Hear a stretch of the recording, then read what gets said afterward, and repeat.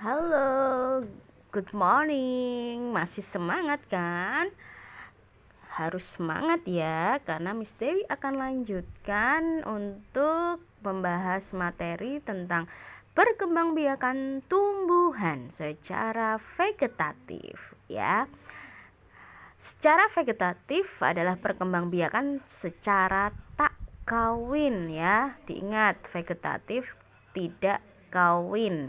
Ada dua macam perkembangbiakan secara vegetatif, yaitu ada perkembangbiakan tumbuhan vegetatif alami, kemudian yang kedua ada perkembangbiakan tumbuhan vegetatif buatan ya. Diingat, vegetatif ada dua cara, vegetatif alami dan vegetatif buatan.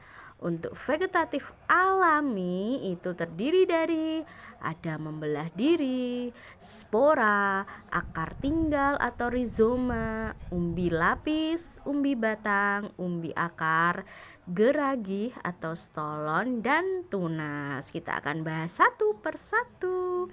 Tetap disimak ya. Membelah diri contohnya ganggang hijau. Kemudian spora itu ada contohnya di situ anak-anak. Ada paku, tumbuhan paku, kemudian ada jamur ya.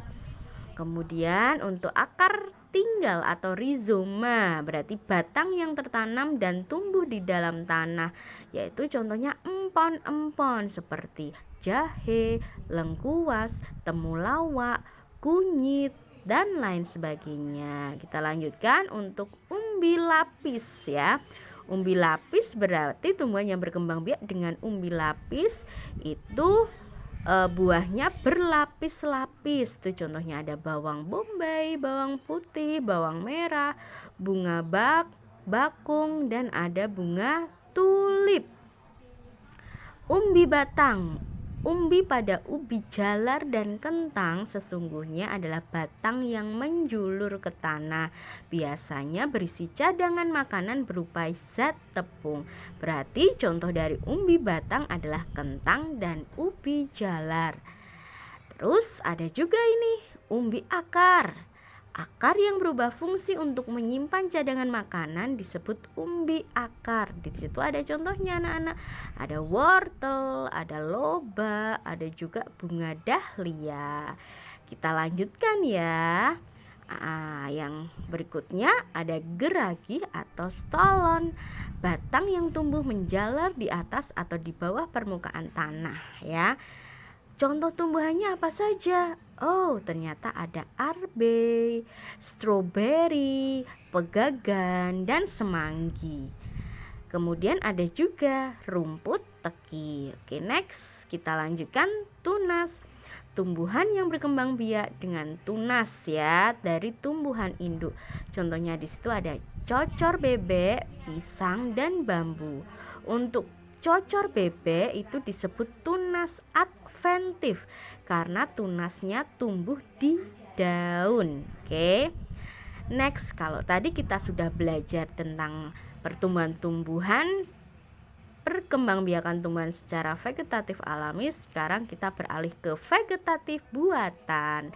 Ada mencangkok, ada stek batang, stek daun, merunduk, menempel atau okulasi. Kemudian ada juga namanya mengenten. Oke. Untuk keuntungan dan kerugiannya apa saja anak-anak? Beberapa keuntungan secara vegetatif buatan. Di situ ada sifat tumbuhan baru sama persis dengan sifat tumbuhan induknya. Kemudian jika tumbuhan unggul, maka tumbuhan baru pun akan bersifat unggul. Yang ketiga, memberikan hasil jika dibandingkan dengan ditanam dengan bijinya. Jadi cepat tumbuh, cepat berbuah. Kemudian ada juga kerugiannya, yaitu diantaranya tumbuhan yang diperbanyak secara vegetatif buatan tidak memiliki akar tunggang sehingga mudah tumbang, mudah rapuh anak-anak. Jadi akan cepat mati. Kemudian yang kedua, perkembangbiakan vegetatif buatan menghasilkan sedikit keturunan atau tumbuhan baru. Yang ketiga, jika keseringan akan merusak tumbuhan induk. Oke, demikian untuk perkembangbiakan tumbuhan secara vegetatif alami dan vegetatif buatan. Oke, selamat belajar. Terima kasih. Selamat pagi anak-anak.